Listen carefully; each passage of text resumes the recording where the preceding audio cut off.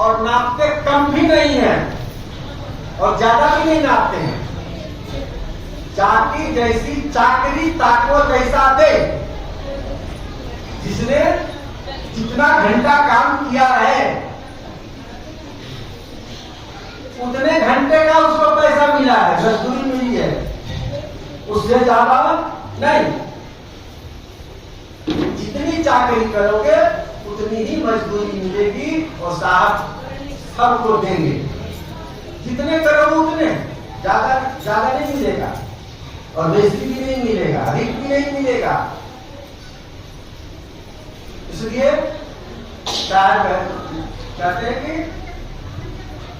बैठे बैठे एक ही जगह से हर जगह जैसे व्यापारी लोग दौड़ते हैं, इस मार्केट से उस मार्केट, उस मार्केट से उस मार्केट। पहले आप बैलगाड़ी से जाते थे, आपके पिताजी आपके दादाजी, आज जाकर के फोर व्हीलर से जाते हो, हाथ में बाजार बाजार में। लेकिन हमारे साथ कहीं जाते आते नहीं, वो सब लोग में केवल बैठे हैं और वहीं से सबका मुद्रा ले, सबका नाप तोल वहीं से करते हैं और उचित करते हैं, अनुचित नहीं करते हैं। तो ऐसे साहब का साथ जो लगते हैं उसी का बेड़ा पार होता है। सदगुरु कबीर साहब के बीजक है मूल ग्रंथ, बहुत सुंदर शब्द है कि तेही साहब के लागहु साथा, दुई दुख बेटी तो हो सनाथा। उस साहब का साथ लगो जिसके साथ लगने से तुम्हारा जो दो द्वंद्व वाला दुख है, जो आवागमन का दुख है, जो जन्म मरण का दुख है, वो निवृत्त हो जाए, सदा सदा के लिए मिट जाए।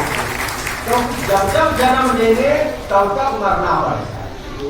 आज तक हुआ सृष्टि के अनादिकाल से जब जब जन्म लिया है तब तक मरना पड़ा। शायद कहते एक बार ऐसा होके मरो, एक बार ऐसा होके मरो कि बहुत में मरना हो, बार बार मरना ना पड़े। इसके लिए क्या करना होगा? बार बार जन्म नहीं लेना होगा, बार बार जन्म नहीं, जन्म लोगे तो मरो, जातक से ही ध्रुव तुम, ध्रुव में जन्म मृत से जाओ। जिस जातक का जन्म होता है उसकी मृत्यु निश्चित है, ध्रुव सत्य है। जन्म लेने में संदेह हो सकता है, गर्भस्थ शिशु जिंदा जन्मेगा या मुर्दा, इसका कोई ठिकाना। लेकिन जो जन्म ले चुका है वो निश्चित है कि मरेगा। आज मरे, 10 साल के बाद मरेगा, 100 साल के बाद मरे, मरेगा जरूर। और जो मरेगा वो फिर जन्मेगा, जो मरेगा वह जन्म भी लेगा, या घर से जब हुआ घर से इस घर का त्याग करेगा, एक शरीर का त्याग करेगा और दूसरे शरीर को ग्रहण करेगा, धारण करेगा। यह क्रम आज तक चलता आ रहा है हम लोगों के साथ। ऐसी बात नहीं कि हम लोग उससे अलग हैं, हम लोगों की भी गति मुक्ति नहीं हुई है अब तक। सृष्टि के अनादिकाल या आदिकाल जो भी काल मान लो, जब से हम लोग आ रहे हैं जा रहे हैं अभी तक मुक्ति मिली नहीं है। तो मुक्ति यदि मिली होती तो हम आपके बीच बैठ करके कथा नहीं करते और आप बैठ करके सुनते नहीं, क्योंकि तब तो हम लोग अलग लोग होते, परमात्मा में विलीन हो गए होते, मोक्ष मुक्ति मिल गई होती, आवागमन का चक्कर छूट गया होता।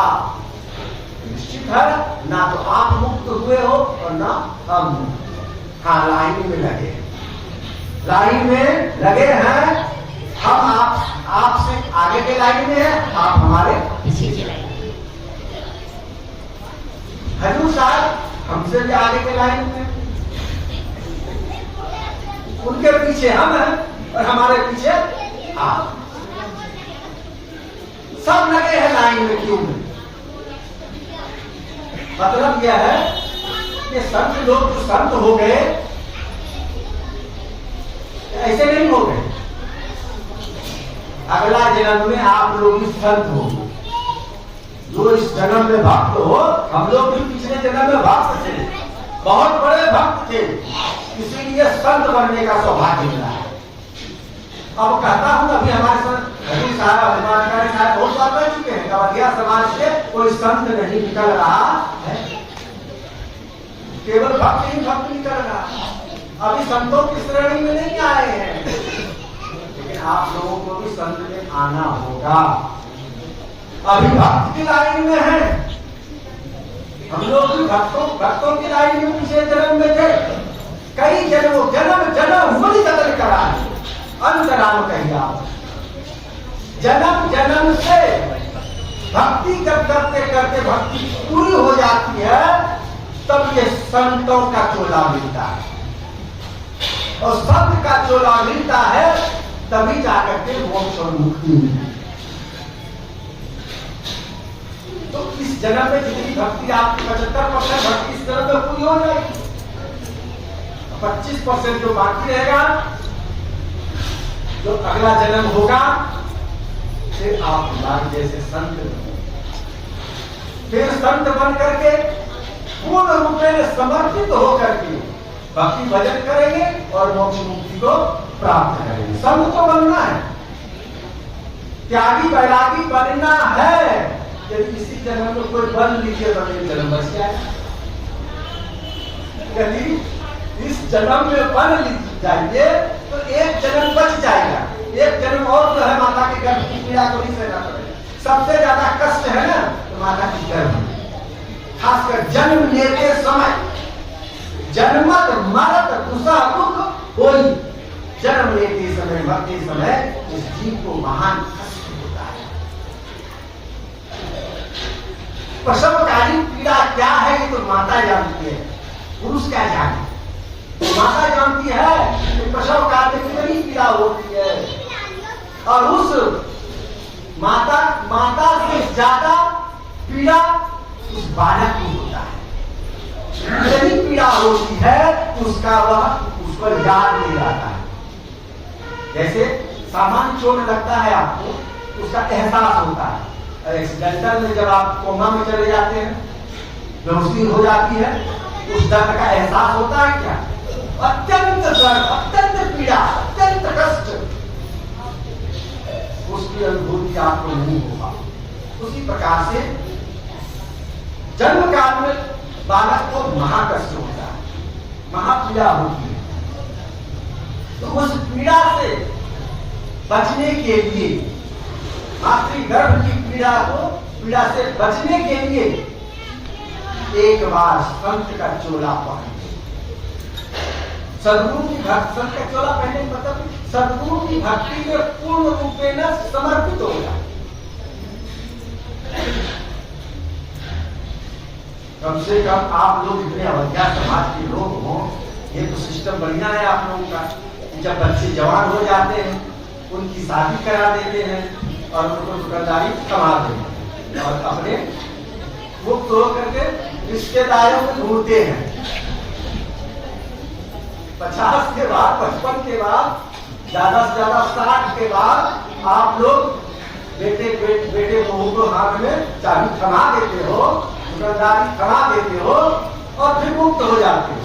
तो मुक्त होने के लिए मुक्ति उसका लाभ उठाओ, केवल रिश्तेदारी में ढूंढने से काम चलेगा। रिश्तेदारी में ढूंढने से काम नहीं चलेगा।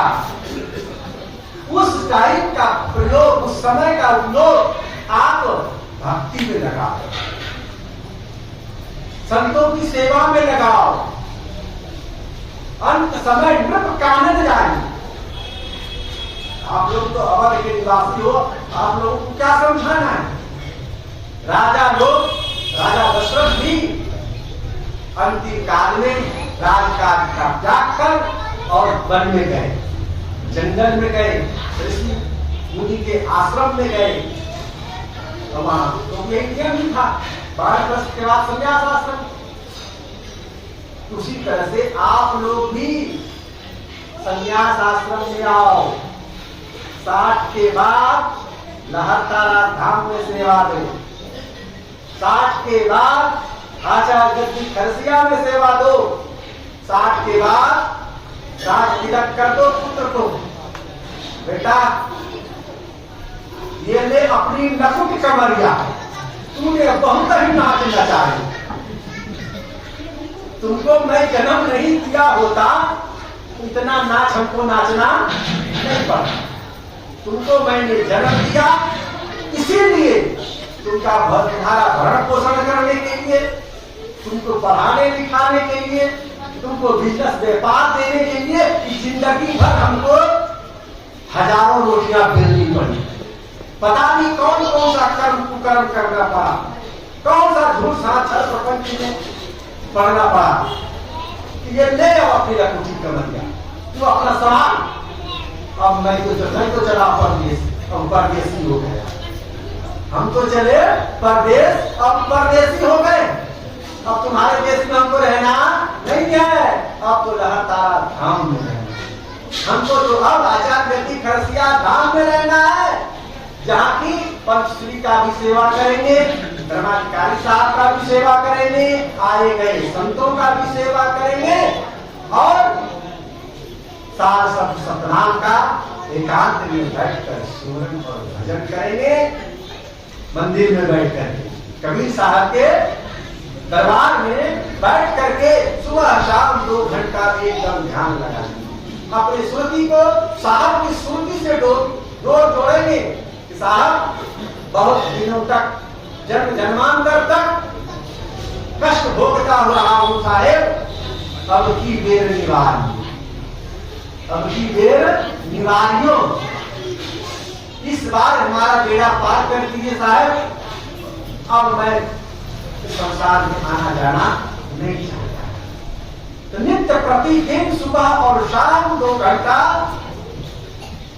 साहब के दरबार में, साहब की छवि के सामने, साहब की मूर्ति के सामने हम वहां ध्यान करेंगे, अजपा जाप सुमरन करेंगे, संतों की सेवा करेंगे, तभी सेवा मिलेगी, तभी मोक्ष मुक्ति मिलेगा। परिवार में कितना भी कुछ करते रहो, जब तक रहोगे परिवार में ना, बेटा बहू ऐसे छोड़ने वाली हो।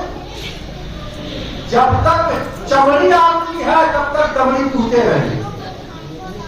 नहीं कुछ तो कम से कम नाती को लेकर के स्कूल पहुंचाओ, झोला लेके सब्जी ले आओ, कमंडल लेकर के बाल्टी दूध वाला लेके दूध ले आओ। इतना काम तो कर नहीं पाते। आधे गांव का घी भी ठंडा पड़ेगा। तो ये कुछ न कुछ आपको ये परिवार के लोग कराते ही रहेंगे जब तक चिता पर न चले जाओ। जब तक चिता पर न चले जाओ तब तक ये आपके चमड़ी से कमड़ी निकालते रहेंगे। इसलिए सावधान, सावधान। ये तो चेतो मानुष ताना पाई के गुरु के भजन करूं हे।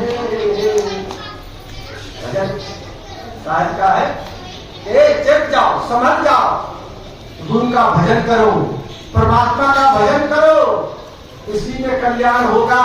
नहीं तो उसी गृहस्थी में घिंच पिच करके पुनरपि जन्म पुनरपि मरणम पढ़ना पड़ेगा। जब यही साहब के राघव सा था, ऐसे साहब के साथ लगो तो तुम्हारे जन्म और मरण के चक्कर को आप भक्तों को ही नहीं साथ कहते हैं, हम संतों महंतों को भी कहते हैं कि महंत जी में मत भूल जाओ, क्या बहुत बड़े महंत हैं। मेरा आश्रम तो एकदम गगनचुंबी है, गगनचुंबी आश्रम बनाना है। क्या करोगे गगनचुंबी आश्रम बना करके, ईटा पर ईटा जोड़ जोड़ करके, ईटा जोड़ने में जिंदगी चली जाएगी तो भजन कब करोगे? सुमिरन, सुमिरन भजन कब करोगे? जब ध्यान में बैठेंगे, जब नींद में सोएंगे, गिनते रहेंगे ईटा। अब यही से हमारे जो है ना साहब जी, हमारे श्री मुनि शास्त्री साहब अब तक तो मुक्त थे, लेकिन 1 साल से इन्होंने भी आश्रम बनाना शुरू कर दिए। अभी फोन पर फोन, हाँ ईटा गिरवा देना, छड़ी गिरा देना, बालू गिरा देना, कल धरेगा है सब।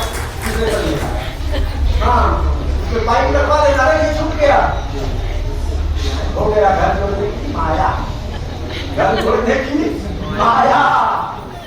माया काहू की ना भाई, ये माया किसी की भी नहीं हुई है, किसी को छोड़ती भी नहीं है। खाली हम लोग पढ़ते हैं कभी साथ कर आना है मैंने रंगाई चौपाई, माया महाठगनी हम लोग जानी। काहू के कौड़ी हो बैठी, काहू कौड़ी का है किसी का जो है किसी न किसी रूप में कौड़ी कहानी में गरीब कौड़ी, गरीबी वो गरीबी ही उसकी माया है, अमीर की अमीरी ही उसकी माया है, उसी माया में भूल जाता है। इस माया के चक्कर से कोई छूट ही नहीं पाता है। बड़े बड़े ऋषि महर्षि उसी में फंस जाते हैं, छूट नहीं पाते हैं, और बिना छूटे काम भी नहीं चलता। जब तक उसको छोड़ोगे नहीं तब तक काम नहीं चलेगा। इसीलिए हमारे संत साहब कहते हैं संत महंतों सुमरो सोई। हे संतों, हे महंतों, तुम लोग भी सुन लो। संतों संत महंतों सुमरो सोई, काल फांसते वाचा। हे संतों, हे महंतों, उस परम पिता परमेश्वर, परम सत्य सनातन अनादि ब्रह्म सत्य उस परमात्मा का सुमिरन करो, भजन करो, ध्यान करो, समाधि लगाओ, इसी में तेरा कल्याण होगा। नहीं तो काल का फांस तुमको भी छोड़ने वाला नहीं। कहीं साहब के लाभो साथा तो हो ऐसे साहब के साथ तो तुमको लगना ही होगा और उनका भजन सुनना तुमको करना। यदि पार उतरना चाहते हो तो जो पार उतरने को चाहो कभी साहब से नाता तो जोड़ना पड़ेगा। इसके लिए त्याग की बड़ी आवश्यकता है, बिना त्याग का नहीं होगा। लेकिन त्याग करना उतना आसान भी बड़ा कठिन है। माया का जाल जो है ना बकरी की जाल की तरह, बकरी की जाल उनका वो आप लोगों ने देखा होगा, गौ से वो मटेरियल कहीं दूसरे जगह से नहीं आता, छत ढालने के लिए मटेरियल 4 जगह से आता है। ईटा कहीं से आया, छत कहीं से आया, सीमेंट कहीं से आया, छत कहीं से आया। लेकिन मकड़ी तो जाल बिनती है, वो मटेरियल कहीं दूसरे जगह से नहीं आता, उसी के मुख से निकलता है लाश, और उसी से जो है वो ताना पीना बिनती है। अब बिनती बिनते बिनते बिनते लास्ट में उसी में फंस, अब निकलने का कोई उपाय नहीं। अपने ही जाल में स्वयं मकड़ी फंस जाती है, उससे छूटने का उपाय नहीं। शायद समझो किसी को जब होश आता है गए लेके कहां फंस गया, अपनी ही बनाई जाल में फंस गया, उपाय क्या है? कहीं उसका दिमाग घूमा, किसी बूढ़े पुराने बकरी ने आकर के उसके कान में कोई शब्द सुनाया, अरे उल्टा घूमो छूट जाएगा। तब उल्टा घूमना शुरू करता, उल्टा जब घूमता है तो सारा जो जाल से बिना है वो जाल से बनता है, जहां से जाल निकला था उस जाल को वहीं समेट मुक्त हो जाता। उसी प्रकार से हम लोग भी जो माया का जाल बिने हैं इसको उल्टा घुमाए। पहले तो जोड़ने में लगाए थे, सारा दिल दिमाग सारी बुद्धि इसमें लगाए थे जोड़ने में, अब उसको लुटाने में लगाएंगे, अब उसको लुटाने में लगाएंगे। ना रहे बांस और ना बाजे। एक संत को दान में सोने का कुछ आभूषण मिला। क्या मिला? बड़े बड़े घर में गए, सेठ साहूकार, राजस्थान की घटना है। सेठ जी जो है हम लोग के पास गए थे कहीं तो चांदी का सोने का अंगूठी दिया था, तो सारे लोगों को सोने का सिक्का। जो एक कथा है, कथा हम लोग पेपर से सुनते आए हैं, 4 बैराग प्रकाश की कथा है। जो महात्मा जी थे उनको सोना मिला, कई जगह मिला, तो क्या किया, कैसे रखा था, पोटली में बांध करके जिसमें चंदन वगैरह रखते हैं, उसी में रखा था, झोली में रखा था। लेकिन बराबर उसका ध्यान उसी पर रहे, बराबर ध्यान उसी पर, को चुराना नहीं, प्राचीन जाएंगे आश्रम जाएंगे तब इसको बेच करके जो है एकदम चौतला फुट ठोकेंगे, लिफ्ट वाला आश्रम बनाएंगे। बेचारा सोच रहा, बड़ी जुक्ति से ले जा रहा था भाई। उनके साथ एक शिष्य था, एक चेला था 12-14 वर्ष का। तो पहले का तो नियम था कि लोग पैदल चलते थे, गाड़ी मोटर तो था नहीं, पैदल चलते थे, जहां शाम हो जाती थी वहां लोग रुक जाते। एक जगह गांव के बाहर संध्या हो गई, बहुत बड़ा कुआं था, सोचा यही पानी पीने को मिलेगा। ऐसे ही जगह पर रात्रि विश्राम किया जाता था, तो कुएं से पानी लेकर के लोग भोजन वगैरह था, सांभर सतुआ, उसको खा पी करके और सो गए। तो उनके गुरु जी ने कहा कि ठीक से सो जाओ,